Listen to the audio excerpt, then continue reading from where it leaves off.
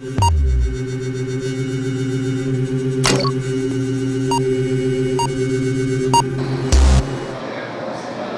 presidente, membros da mesa, companheiros vereadores, vereadora, imprensa, presidente geral, público presente,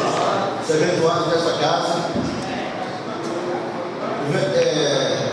Senhor Divino Olímpio Santos, ministro secretário municipal. Senhor presidente, o signatário presente, vereador Expedito Costa, bem com o devido respeito e acatamento do regimento,